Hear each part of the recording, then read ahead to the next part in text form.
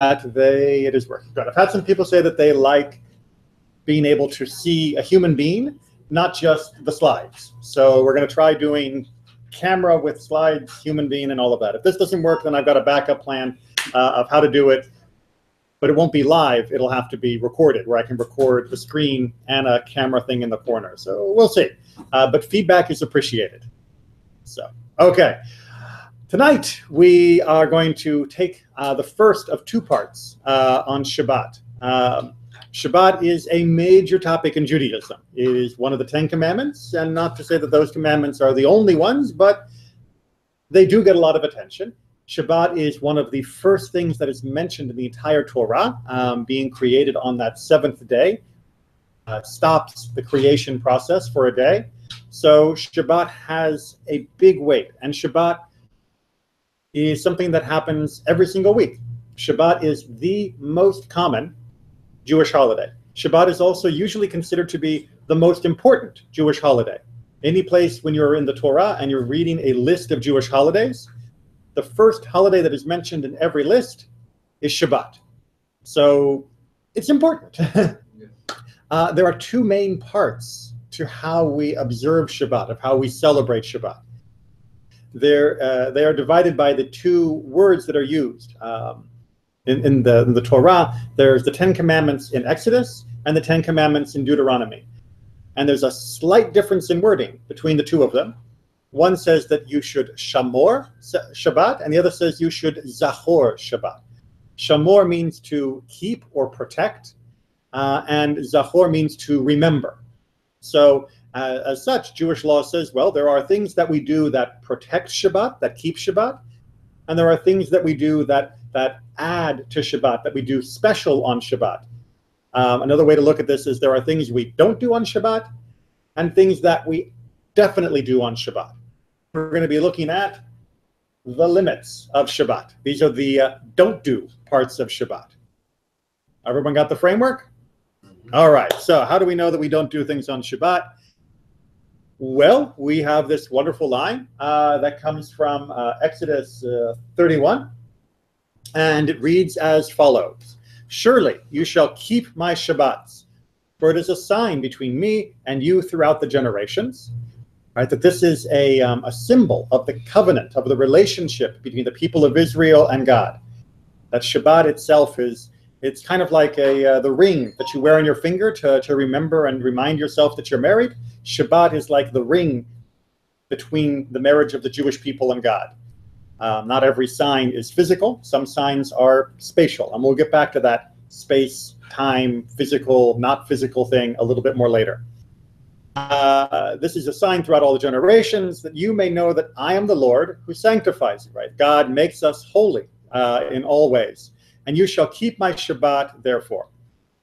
For it is holy for you, and one that desecrates it shall surely be put to death. Now, this may sound a little harsh, but the desecration of Shabbat that's being talked about here is a deliberate rebellion against God, of somebody who says, I am breaking Shabbat because I deny God, or I'm breaking Shabbat because I am opposed to God.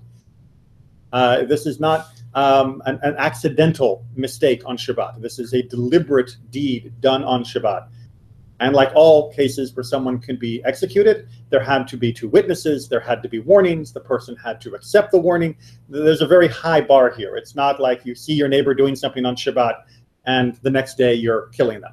It's a very strict application of the law. But it should remind us of how serious we take the concept of Shabbat. That Shabbat is something that is so serious that under the worst case scenario, there could be a death penalty for it. So, you know what we're not supposed to be doing that might desecrate, that might break Shabbat. Well, whoever does any work, and the word for work that is used here is melacha. The word for work is melacha. Now, work, if I say work to you, right? What's work? Answers might you give? What's work? Doing the same thing that you do every day. All right, so doing the same thing you do every day.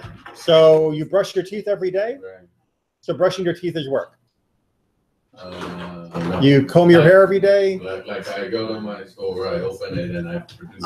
Okay, so maybe business. Doing business might be work. I do business. So therefore, if your business is in a store, then at home on Shabbat you could do things that might be someone else's business, but you're doing it for fun. So maybe I'm a mechanic, but on Shabbat I like to paint because that's not my job.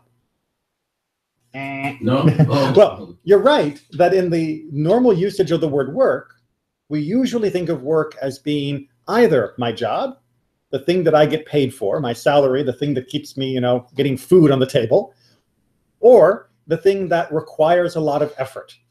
Right? That's usually what we think of when we just talk about work. It's something that takes a lot of effort or something that I get my check for. For most people, those go together, right? You get paid because you work hard. For some people, they get lucky and they get paid for things that don't make them work hard. But, I don't think that's any of us in this room. We all work. But when the Torah talks about melacha, it talks about work, about our casual, regular conversation definition of work. Because it wants to use a very particular definition, a legal definition of work. The same way that if you are in sciences, right, and you want to talk about work in science, there's a technical scientific definition for work in science, for watts, if you're talking about electricity, or horsepower, if you're talking about the work of an engine. There's a technical definition for work in Judaism that we're going to uncover. And that means we're going to have to figure out what that definition is. Because if it's not just what I imagine, but there's a particular rule, then we're going to have to work it out. Okay, so whoever does any work, any melacha on Shabbat, that soul shall be cut off from among his people. 6 days shall work be done, right? You have to work the rest of the time. But on the seventh day, it is Shabbat of solemn rest. The word Shabbat, the root of the verb, the root of that word, stop, to cease. So that's where the concept of Shabbat comes from, that there is a break from something. And it's that something that we're going to be talking about mostly tonight. So anyone who does any work will be put to death. Thus the children of Israel shall keep Shabbat, to observe Shabbat throughout the generations for an eternal covenant. It is a sign between me and the children of Israel forever. For in 6 days the Lord made the heaven and earth, and on the seventh day worked and rested. All right, so again, coming back to this idea. And by the way, this is one of the Friday night prayers, what we call Vishamru, the last little section of this paragraph. So we remind ourselves of this. All right, clear? Questions? All right, we're still waiting for a definition, though. Okay. Well, when we're looking at another part, we see this, that keeping Shabbat means that there are limits to Shabbat. For on 6 days do your work, but on the seventh day do not work, so that your ox, your donkey may rest, and the servant born in your household, and the alien as well, may be refreshed. So there's an idea here that by resting, something is happening that is a benefit to us. By resting, there is a gift that is happening to us. And that means that Shabbat is a gain by stopping. Now, that may seem obvious to us, because we all know we love the weekend, we love vacations, and that sounds good. But that wasn't obvious in the ancient world, where when you stopped working, that meant your plants didn't grow as much. When you stopped working, it meant that you were not going to have as many horseshoes made, and that meant you wouldn't make as much money. And so stopping working usually seemed like it was a loss. And Shabbat is being explained, you're losing, but you're actually gaining something. That even though you are limiting, even though you are taking away, you are being given something that replaces it even better. And I'm just going to adjust the air conditioner because I'm getting a little hot. You wouldn't think 78 degrees would feel warm, but there it is. Okay. So there is another idea, however, about Shabbat, which is that having these limits is what makes us free. Right? Behold, the Lord took you out of slavery and commanded you to rest so that you would remember that you were a slave. So this is a commentary by Ibn Ezra, one of the great rabbis of the Middle Ages, where he's trying to explain God also has a message connected to slavery. When we do the Kiddush, which we'll talk about more when we come to the other half of Shabbat, creation, 7 days of creation, the seventh day God rested, but it also talks about the exodus from Egypt, about leaving slavery. Why would Shabbat be linked to slavery? Well, if you were a slave, guess what you do 7 days a week? Work, right? You work like your life depends on it, because it absolutely does. When God took us out of slavery, you might think the best thing for us would be to just give us freedom. Do whatever you like, right? That's nice. If I was a slave before and now I'm free, then that means I can choose whatever I want to do. But guess what happens if you just choose whatever you want to do and there's no limit given to you? You end up making yourself a slave to yourself, right? You end up, you can't protect yourself from work, right? For most of us, if I told you, if you work 7 days a week, you'll make, an extra 1/7 of your salary. Or maybe, okay, maybe not every week, but this week it's important, right? This week I have, the car broke down, I've got to pay for the mechanic, I'm going to work an extra day, right? Oh, this next month, I need to go to the dentist, and so I'm going to work the extra day. There's always a reason to work more, and you would become a slave to that work.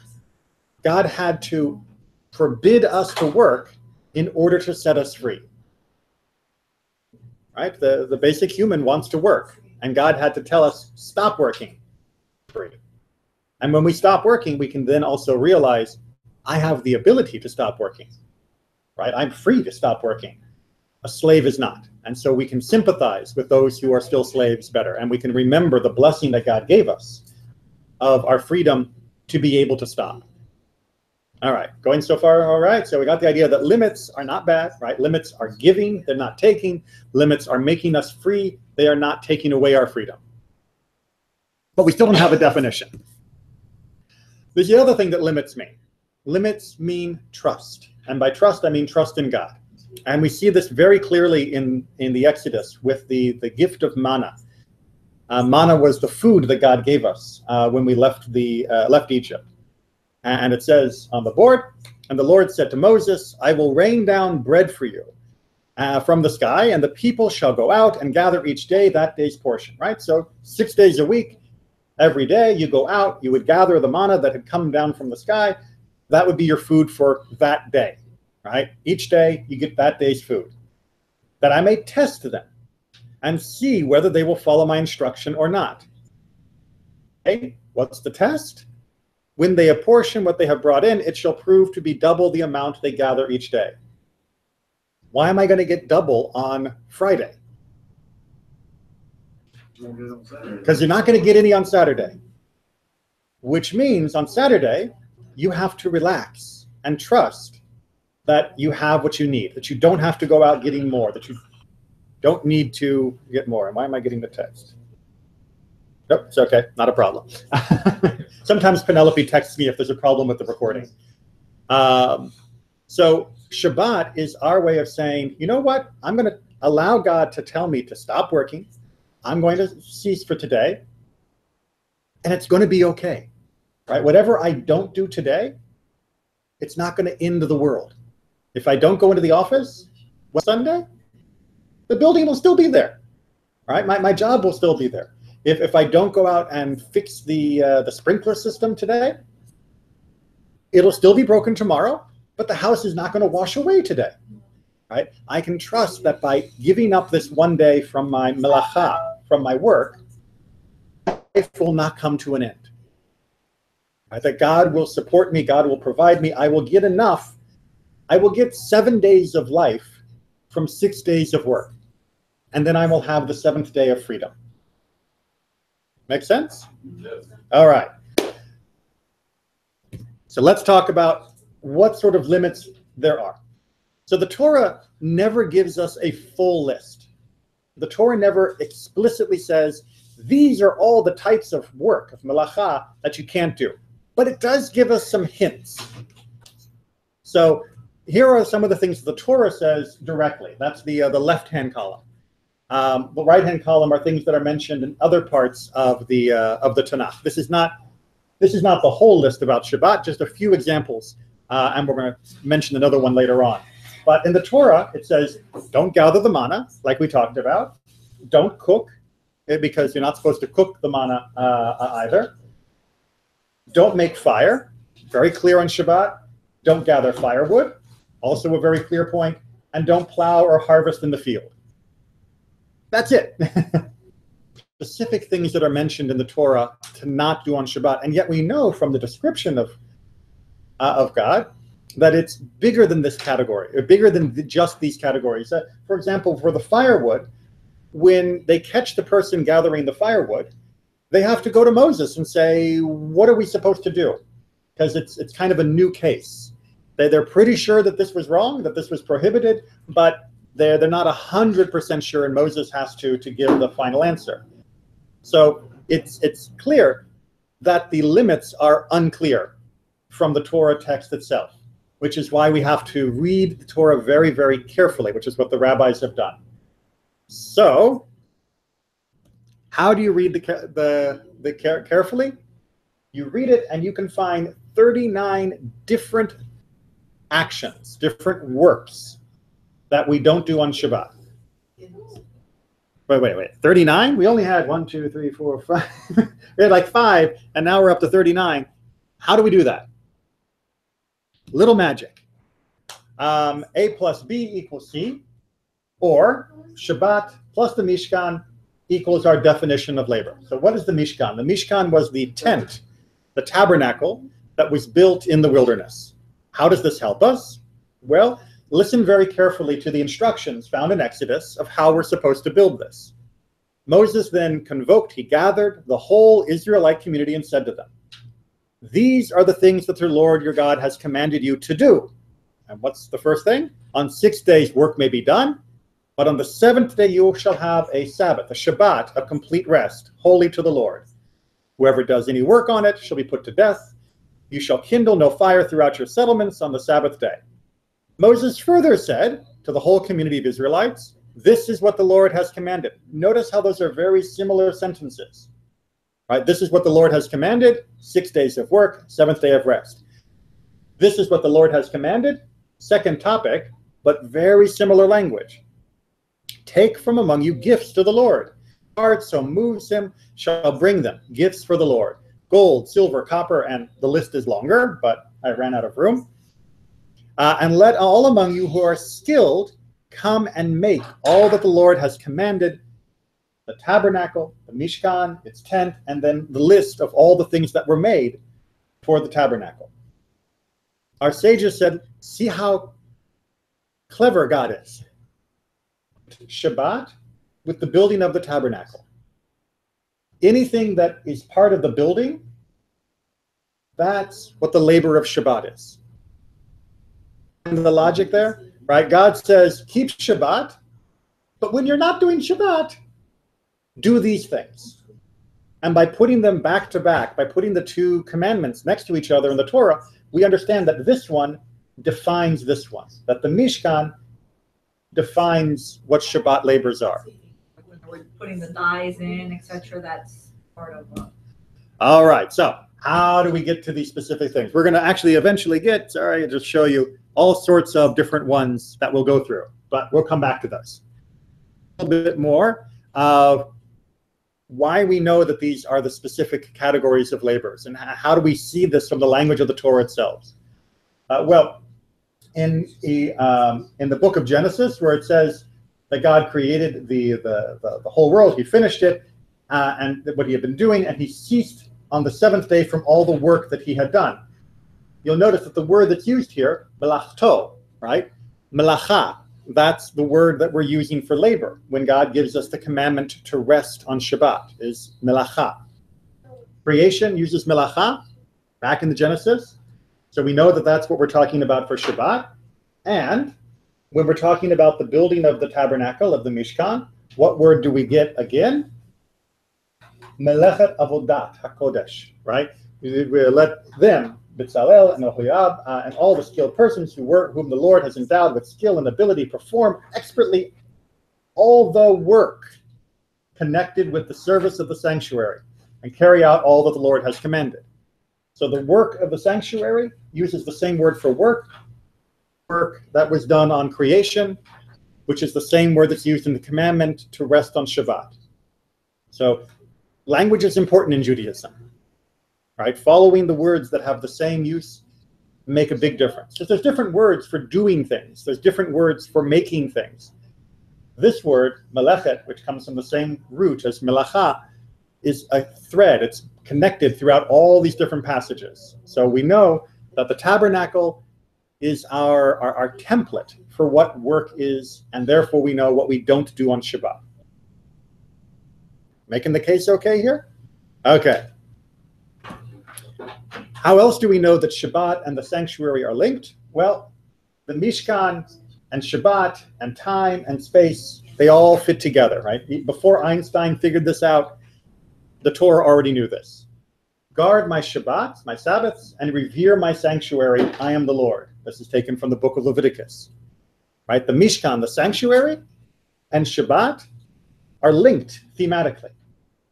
And indeed, as we'll find out even more later, the Mishkan is a holy place, and Shabbat is a holy time. And that is why they are so deeply connected throughout the entire Torah.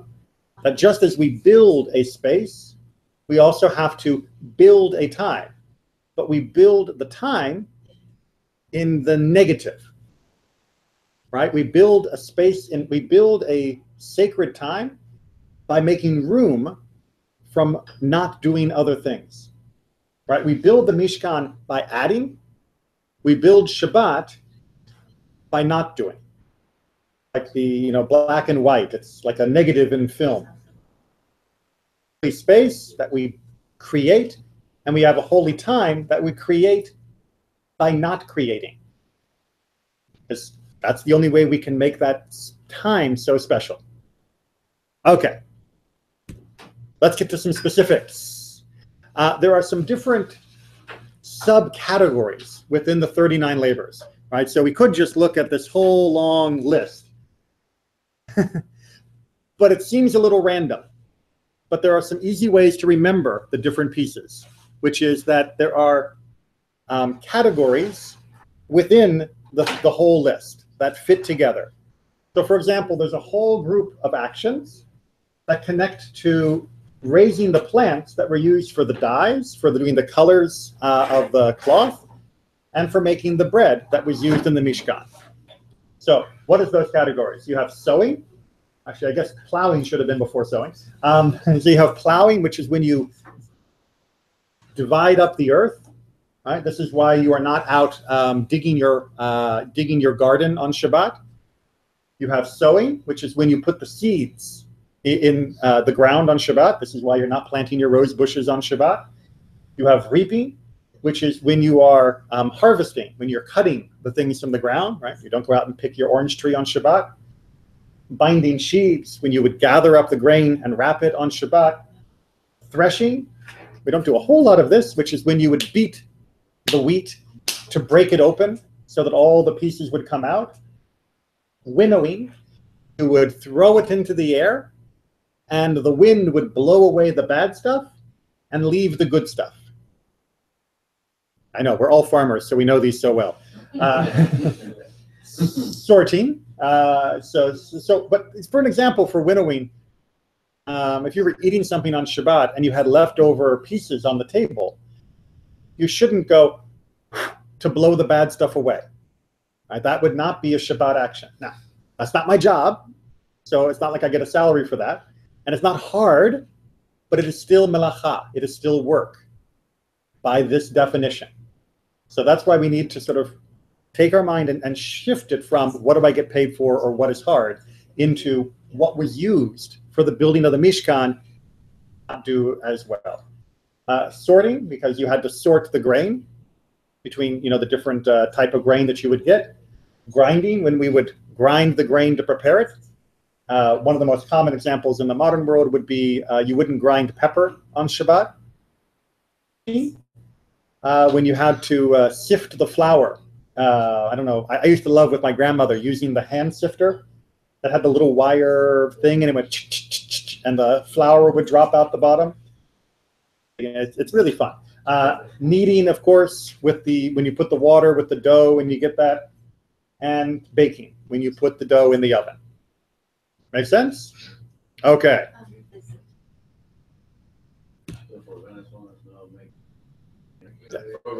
We make arepas, which is like Yep. dough. So guess when you make that? Friday afternoon. Friday. Exactly right. You don't go without arepas. No, Those arepas are hot. Wait. You can warm things. No, mandoca making. Right. You can warm things. Right. So if it was cooked before, you can warm it up on Shabbat. You can't, but no, you can't do it on the stove. Yes, you can. Depends on the type of stove you have and what sort of precautions. Right. So as I mentioned before, we're not making a fire. So you're not going to light up your stove on Shabbat. But if the stove is already on, then, or if the stove is on a timer, then yes, you can warm it up. And indeed, this is something that was in Jewish homes, or has been in Jewish homes since we've had stoves, which is you would have the stove already preset, or you'd have a hot plate that was already plugged in, already turned on. And come Shabbat, you would put the food on it and it would warm it up again. Now, you couldn't cook it. It couldn't be like fresh and new, but you can warm things that have already been cooked on Shabbat. So it is possible to have warm meals on Shabbat. Obviously, Friday night, it's easy. But even on Saturday and Saturday afternoon, it is possible if you prepare ahead of time, if you do a little bit of planning. But it does take a little thinking of how am I going to handle tomorrow? Which goes back to that whole mana question, right? You got to do a little double on Friday to make sure that Saturday is totally free. Well, Friday night and Saturday is totally free. All right, so there's another line of cloth that was needed for the curtains, the walls of the tabernacle of the Mishkan. Shearing, right? That's cutting the hair off the sheep. So yeah, you don't get your hair cut on Shabbat. don't trim your beard on Shabbat. Well, you know, for people with pets, you don't give your pet the little buzz treatment on Shabbat. So it does still apply in some circumstances. Bleaching, that was you take the hair and you would make it white. So, for example, you're not going to be doing your laundry on Shabbat. Yay, a day off from laundry. Beating, so this was specifically beating the clothes to make it clean, right? So, and to think of something else you could beat that's different. It's, but that's specifically for beating the clothes to make them clean. Dyeing, in order to make it colored. Spinning, where you would take and pull the threads and make it into, or pull the hair and make it into a long thread. You've probably all seen like the spinning wheels that were popular until very recently. Stretching the warp on the loom. I'm not going to go into too much detail on this one because who here has a loom? Yeah, so a loom is the big device that you use for making cloth, where you would run the string back and forth, up and down, right? Setting up the loom, even if you don't pass the thread to, but just setting it up, getting it ready, not on Shabbat. Making two loops, this again is part of how the loom was set up. Weaving two threads, again, this is getting them together. Separating two threads, pulling the thread apart. Tying a knot, untying a knot, sewing two stitches, tearing in order to sew two stitches. Okay, so some of these, well, actually all of these need a lot more detail, and we're not going to be able to go into all of them tonight. Examples of things that you might be thinking or might be wondering about, and we'll have another chance to go over this in more detail, but I highly recommend Observant Life, the book on Judaism that I mentioned very, very first class, has much more detail about how to keep Shabbat. But let me give you an example, for example, of tying a knot. As everybody who's been here. I'm sorry. Yeah. What's the name of the book? Observant Life.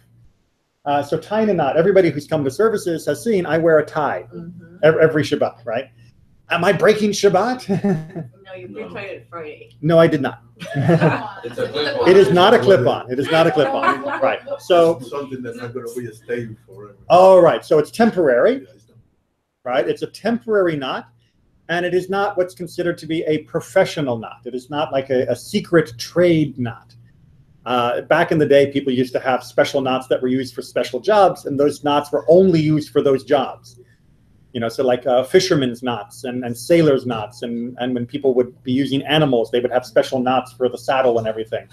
But like this, or knots on your shoes, you're not tying it permanently. It was usually a big feature for all of these, right? You don't temporarily dye something. You dye it so that it stays colored for a long, long time. So if you tie a knot on it to come undone forever, then yeah, you don't do that on Shabbat.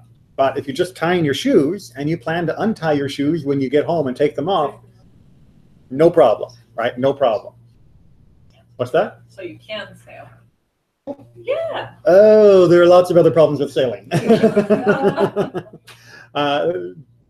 But in general, no. Going out sailing on Shabbat is not a good idea. There are way too many other possible transgressions. But if you're already on a boat and someone else is sailing, you are allowed to continue to travel. So if you want to take a cruise and the cruise is on Shabbat, as long as you're not the captain, that's okay. Okay, so any other quick questions on these? Some of them, if you have too technical questions, I may have to push you off. But Can you watch TV? we'll get to electricity later. Okay. There's a whole section at the end of tonight for electricity, because that's one of the more complicated questions. Hides for the cover. The Mishkan had a big cover that was made out of the skin from animals. That's what we mean by the hides. So trapping. So no offense, but you can't go out and trap deer. No catching birds on Shabbat. That's slaughtering. So you're not allowed to kill the animals on Shabbat. Flaying. You can't strip the skin off the meat from an animal on Shabbat. Salting. You can't prepare the meat for keeping it. Curing a hide. This was how you took the skin. Can't do that on Shabbat. Scraping, which is when you would scrape the hair off the hide. Not doing that on Shabbat.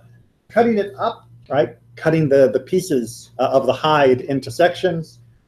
Writing 2 letters, or racing in order to write 2 letters. So most of these, you're probably not slaughtering so much on Shabbat. You know, just make sure you don't go around, you know, killing mice or something. But for most of these, we don't have too much of this as our modern life. Writing, on the other hand, is a much bigger part of life. What's the, no, numbers also don't work. Right, numbers, symbols, any kind of writing doesn't work. So between this as well as dyeing, this is why my example earlier of painting isn't happening. I'm not painting on Shabbat because it's just not. And for me, that actually is one of my hobbies, is painting. And so all day Saturday, the paints and the brushes, they just stay where they are. And for people that love to write lists or love to make notes when they study, not on Shabbat. Right? Post-it notes. Post-it notes are fine. Those little sticky notes, you know, if you want to mark a place in a book or something, just put a Post-it note in there, and that's okay. But writing, not on Shabbat. Okay. And the building, the construction itself. So building things on Shabbat, right? So don't go building your fence on Shabbat. Nope. Pulling down, right? You're not allowed to tear down the old fence on Shabbat. Extinguishing or lighting a fire. You're not allowed to put a fire out. You're not allowed to start a fire on Shabbat. Danger is a different issue, right? If there is danger to people, then yes, you can put out a fire. Firemen are fine on Shabbat.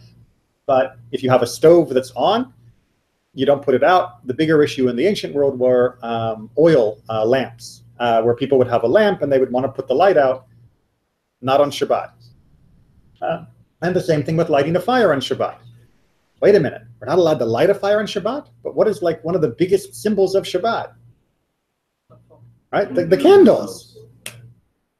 When do we light the candles? Before Shabbat, exactly, just before Shabbat. And that's because we know we can't light on Shabbat, and we also know that we like light.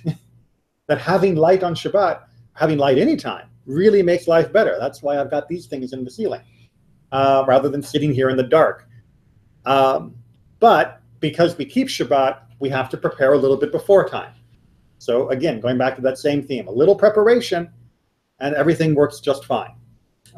Striking with a hammer, this is not just like building, striking with a hammer. This particular phrase, we'll see later, has to do with the final blow of a hammer, the finishing of a product, of making something ready for use. Give you an example. If you ever buy like a new suit, oftentimes the pockets will be sewn shut. Opening those pockets, that's considered striking with a hammer. You are finishing it and making it ready for use. You do that on Friday, not on Saturday. Little things like that for the modern world, of that last step of making something ready for use. Putting shoelaces in a brand new pair of shoes, not on Shabbat, do that on Friday. Right? Putting shoelaces or retying the shoelaces or rethreading the shoelaces in old shoes, no problem. Right, so if you've got, I'm looking around to see if anyone has any old shoelaces. There we go, you got shoelaces over there. So if you decide, oh, my shoelaces, one of them broke, breaking's a little more complicated. Well, they're a little dirty, I just want to shift them around a little bit. No problem. But brand new shoes, not on Shabbat, because you are creating the final form of the product. And we don't do that on Shabbat. And carrying from domain to domain, we will have to discuss in more detail later, because this gets really, really complicated. But the Torah is trying to keep us from transporting things from one house to another house, from my house to the marketplace, from the marketplace back to my house. Carrying is one of the ways that we really engage and change the world. And we need to have limits for how we do that on Shabbat. But how those limits work, it gets complicated, so we're not going to go into it tonight, because I think there are other issues that you're going to be more concerned with. So that's all 39. That's the whole category. All right, there'll be a test next. No, I'm just kidding. It's not actually that hard. Most of them, like I said, are conceptually. If you think about how do I bake, if you think about how do we handle cloth, if you think about how do we handle leather, and if you think about how would I build something, most of the things you think of are going to be things that are prohibited. And that means we don't do it on Shabbat. And again, going back to our tabernacle, our Mishkan topic, if we couldn't build the tabernacle on Shabbat, how could I build something for just myself on Shabbat? Right? If I couldn't build the holiest thing ever built on Shabbat, then I certainly can't sit down and write my shopping list.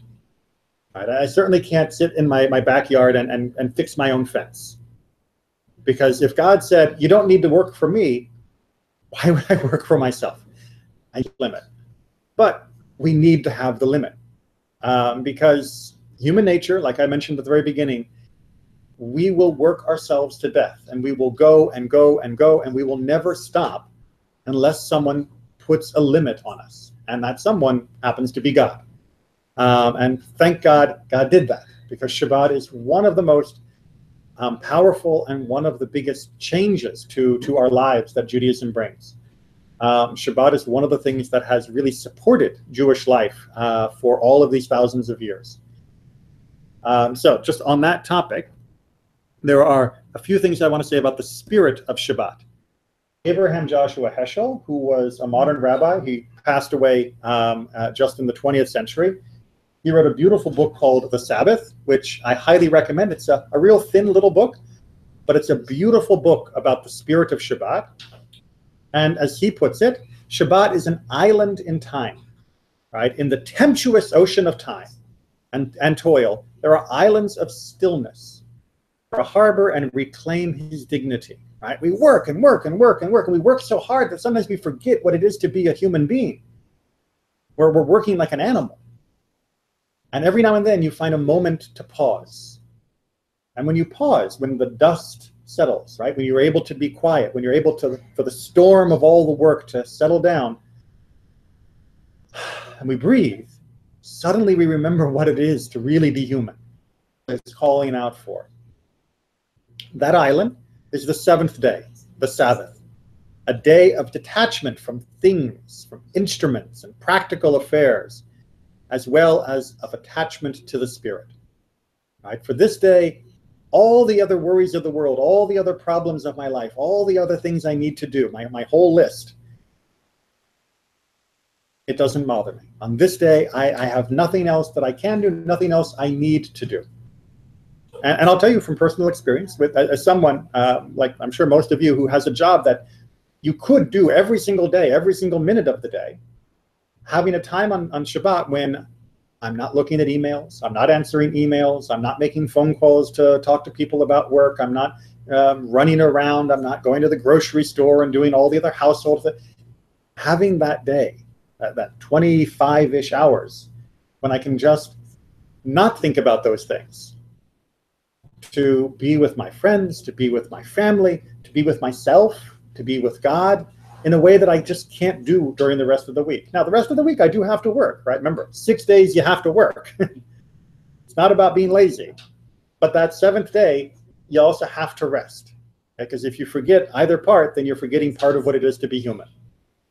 All right, so I know this one's dense, but Ramban Nachmanides said it beautifully, and this is his commentary in the book of Leviticus. So I'll try to work us through it. So it seems to me that this midrash, this explanation, is saying that we have been commanded from the Torah to rest on the festival, even from activities which are not melacha. Right? So what he's trying to say when we talk about the spirit of Shabbat is sometimes we also put limits on ourselves that aren't about the 39 categories, but that there are additional restrictions. For example, a person should not labor all day measuring grains, weighing fruits and merchandise, filling casks of wine, emptying vessels, and transporting stones from house to house and place to place. Right? These are things which technically, right, just measuring how much grain I have, it's not one of the 39 categories. But if I'm doing that because it's my job or because I'm going to sell it on Sunday, then there's a problem, right? And should the city be walled and locked by night, they could be loading the donkeys and delivering wine, grapes, figs, and all the goods on the festival so that the market would be full of all forms of buying and selling, right? If it's a walled city, then I'm allowed to carry more easily, and that means you've already paid me on Friday, I can deliver your stuff on Saturday, and I'm not technically breaking one of the 39 categories. But what happens to Shabbat? As he says, the day looks like a regular day, right? They're open with the vendors and their wares displayed and their coins before them, and the workers would be rising early to hire themselves out for these and similar tasks as if it were a weekday. And all this is permitted on the festival and even on Shabbat itself, for there is no melacha in all of this. Right, we're not hitting the technical definition, but the spirit of Shabbat has been just totally destroyed. So there are loopholes, if you like, because the law is only about avoiding melacha, avoiding that technical work. But if you avoid the work, you could still ruin your day. By ruin your day, I mean work yourself to death. So for this reason, the Torah said Shabbaton, right, which is like a Shabbat, that it to be a day of rest and relaxation, not a day of effort. And this is a good and accurate explanation. And so sometimes, even if we could technically do it, we still have to say, no, I'm not going to do it. Right? I need to keep this day special. Yeah, maybe I could sit on Shabbat and think about where I want to go to dinner tonight and Saturday night. But I shouldn't be thinking about Saturday night and where I'm going to work or where I'm going to go for dinner. I shouldn't be thinking about what am I doing tomorrow morning. I shouldn't be planning and scheduling all the things. I should be letting the day rest. Okay, which goes into Shabbat talk, which Isaiah very famously said. This is from the Haftarah that we read on Yom Kippur. If you refrain from trampling the Sabbath, from pursuing your affairs on my holy day, if you call the Sabbath delight, a joy, day honored, and if you honor it and go not your ways, nor look to your affairs, nor strike bargains, then you can seek the favor of the Lord. I will set you astride the heights of the earth, heritage of your father Jacob, for the mouth of the Lord has spoken. Right? Isaiah is saying, when you're at synagogue, don't be making a deal. Like, hey, tomorrow, I'll give you $50 if you come over and help me paint the house. You haven't done one of the 39 labors. You haven't hit one of the 39 forms of work. but you've also turned Shabbat into a regular day. It's saying that's not the way we make Shabbat. That's not the way we make it. We have to watch our spirit, we have to watch what we say, and we have to watch our deeds, our work. And all of that creates a space for Shabbat to happen. You have to work hard, not to work. Mm-hmm. You agree there? Sometimes it's hard. You have to work hard, not to work. Okay. Any questions on this so far? All right. So, electricity. So let me start off by saying it's complicated. A little bit of history. The Torah doesn't talk about electricity directly. Not surprising. 3,000 years ago, we didn't have electric lights, we didn't have computers, we didn't have cell phones, we didn't have anything that we now have that was run by electricity. Which means that when electricity was invented, the rabbis of the 1800s and then the early 1900s, they had to try and figure out what the law should be, right? That's the same way for everything in Judaism. When something new is invented, the rabbis have to use the Torah and use our precedent, the previous rulings, to try and understand what we should do with this new thing. I'll give you a quick example of something that's also still being debated right now. If someone takes a cell from a pig and they grow meat from that cell in a laboratory, is that kosher? No, Well, you say no so quickly, but why not? because it's, you're growing a pig on Pig the is lab. not kosher. Now, a pig No, is you not didn't grow kosher, pig, but a you grew cell meat. isn't a thing, right? According to Jewish law, something smaller than what can be seen with the human eye is status, right? That's why you don't need a microscope every time you sit down to eat. And to look at every single thing that you're eating, as long as it's not visible, it's not an issue. But on the other hand, it came from a pig, right? The source is not kosher. Well, so that's the question, right? And like I said, this is still being debated. There have been lots of opinions already put out, but there are scientists trying to do this already in the lab. In another 5, 10 years, when they've got this done, and you can go to Publix, and they'll just have a slab of ham that was never had 4 legs, and it never had a heart, it never walked the earth. Is it kosher or not? Or, for example, let's imagine it's not a pig. What if it's from a cow? Right? I mean, it was never alive. How did you kill it? I didn't kill it. All I did was cut it from the rack in the laboratory. Right now, we're still trying to use the precedent. Same thing for IVF, in vitro fertilization, what are called test tube babies, right? That also, we had to go back and look to laws in the Talmud that were based on the Torah to understand. And we did come up with how we deal with IVF in Jewish law, from things that had nothing to do with test tubes, because they didn't have test tubes 2,000 years ago. And Torah is really good and really flexible, but sometimes it takes time to figure things out because the technology is new and the best arguments take time to work out. Electricity is something that initially most rabbis said, doesn't work. Most rabbis, when they first were introduced to electricity, they said, this really seems like fire, right? And think about what electricity was like in the late 1800s and early 1900s. There wasn't a computer. There weren't like big batteries going around. Most of electricity was a light bulb. That was the main form of electricity. And the other things that electricity did, they were all a problem too. Electric sewing machine, of course, that's not going to be any good. So most of them said electricity is prohibited. But electricity, as we're going to see, isn't fire. So then the question is, what is it? And is it prohibited for some other reason? So let's look at some of the options. All right, so with regards to fire, really we can't call electricity fire from a Jewish point of view. Remember, we're not talking about science, although in science it's even clearer that electricity is not fire. We want to talk about a Jewish definition, the same way that when we talk about melacha, we talk about work, we don't use what the chemist uses, we don't use what the physicist use, we use what Torah and Talmud uses. So too for fire. So fire, well, Samuel says people can extinguish a lump of fiery metal in the street so that it will not do any harm to the public. Fiery wood. Burning wood, Metal, hot metal is treated different than hot wood. A lump of fiery wood is forbidden because when it is extinguished, it makes charcoal, and a lump of fiery metal does not. Right? Hot metal, when you put out the heat, it becomes cold metal.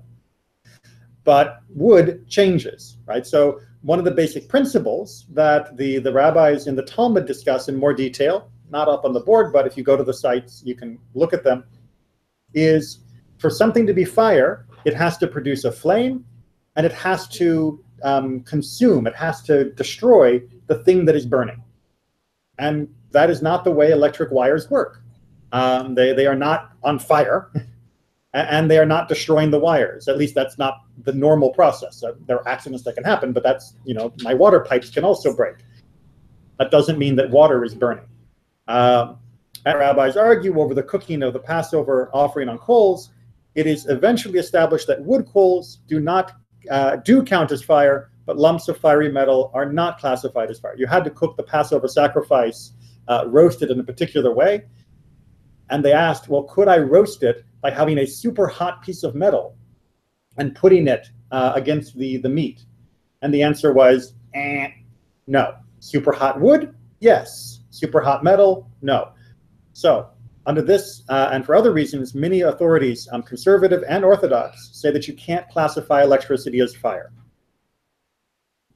But maybe we could categorize it as one of the other 39 categories. For example, molid, which is the idea of creating something new. And the argument is when you close a circuit, when you flip the light switch, you make a new arrangement of the electricity. But many people argue back, the circuit is not new, right? When I flip the switch, it moved across the room, right? When I flip the switch, the wire is already there, and it doesn't permanently transform the device. When I flip the switch, I can still unflip it 100 times. It's not changing anything. It's simply letting it be in one different way at this moment. If you had a switch that once you flipped it, you know, like you're starting a nuclear power plant or something, I don't know, then that might be a little bit different. By the push of the button, you begin the whole factory, and the factory never stops creating something new. That you probably shouldn't do on Shabbat. But a light switch, not much of an issue. Bonnet, the creation, the building of something. The argument goes that when you close the circuit, you are building something. Not so much. I mean, even though Bonnet usually is about building buildings, even if you wanted to use it for a light switch, when I flip the switch, I'm not building something new. All I'm doing is moving something that already exists. And as many rabbis have pointed out, that's the same as saying when you open the door, a gateway. No, when I open the door, I'm using the door. The door is already part of the building. It's just doing what buildings do. When I open the window, not these windows, it would be the same thing. And then makeh befatish, this is that strike with the hammer. The argument goes that when you close the circuit, when you flip the switch, that is this final blow. You have now rendered it in its usable form. Now, not so much. This doesn't permanently make it done or usable, right? When you flip the switch, it's not, da-da, now it's a circuit. No, when you flip a switch, it was already done when the electrician finished. It isn't done when you flip the switch. And therefore, many people, and again, like I said, both conservative and orthodox say, none of these really apply. Sorry. So let me, before I get to the final answer, which means that different authorities have still decided for one reason or another to say no electricity on Shabbat. But reasons that were given have, by both Orthodox and conservative authorities, been said don't work. So what's left? Well, there's two main schools of thought. There's one group that says electricity doesn't feel right. Right? Electricity feels like the way we do our regular work in the regular week. And the same way that we talked about with Ramban, that it'll just make the day seem normal, then I shouldn't use it on Shabbat because otherwise my day seems just normal. Now, Many people disagree because they say, look, putting a light switch on and off is not my normal day. I don't consider this work. I don't consider this my job. I don't consider this anything important. And it's certainly not one of the 39 categories. And is something important on Shabbat. That's why we light candles. So flipping a switch doesn't really ruin the spirit of Shabbat. And then there are others who say, no, but it's become our custom, our minhag, our practice, not to use electricity. And since it's already our custom, we should keep the custom of not using it. Even if the custom began because of a misunderstanding of what electricity was, now that we're used to not using it, right? Now that it's normal not to use electricity for Jews, we shouldn't use electricity either. Again, it's not exactly the most convincing argument. As I said before, Jewish law, when it comes across a new technology, has to study it for a while and figure out the best answer. And if the first answer wasn't the best answer, we're not stuck with the first answer. We are allowed to update it. So everything's okay, right? Electricity, yay, we can do whatever we want. And no, it's not quite that easy, right? So I keep using the term light switch because it is the easiest example of electricity without other problems. And any action which is prohibited in and of itself is also still prohibited when it's done with electricity, right? So the light switch is fine because when I flip the light switch on and off, I'm not doing anything that is also prohibited for a different reason. But if I get out the electric scissors and I want to, cut my beard, no, right? I can't do that with regular hand scissors. And if I can't do it with hand scissors, putting the electric scissors on, that doesn't get me a free ride. I can't use an electric typewriter, right? I can't write on Shabbat. So I certainly can't hit the ink and push it onto the paper on Shabbat. Even though it's using electricity rather than my hand, it's still not allowed. I can't use the electric saw, right? My own hand saw, not allowed. We talked about cutting things and cutting and before. I can't get out the my hand saw on Shabbat either. Electric sewing machine. If I can't sew by hand, I also can't sew with the electric machine. So electricity, if something is done by electricity, that doesn't mean it's A-okay. And if something's done by electricity, that doesn't mean it's prohibited. If something's done by electricity, you have to go back and check your 39 categories and say, does it break anything else, right? So if I use an electric machine to mix my dough, not going to work, right? Not because of the electricity, but because I'm not allowed to knead my dough on Shabbat. If I use an electric machine to catch an animal, not allowed on Shabbat. Not because it's electric, but because I'm not allowed to catch animals on Shabbat. So if it's prohibited for its own reason, then it's still prohibited even if it's done with electricity. On the other hand, if it doesn't fall in the category, like making a light, then yes, you are allowed to switch lights on for Shabbat. What about phones? All right, so I'm actually going to go ahead because we're hitting my 1 hour mark, so I want to go ahead and stop that, and then we'll take some more specific questions and get into more details. Where do you stop?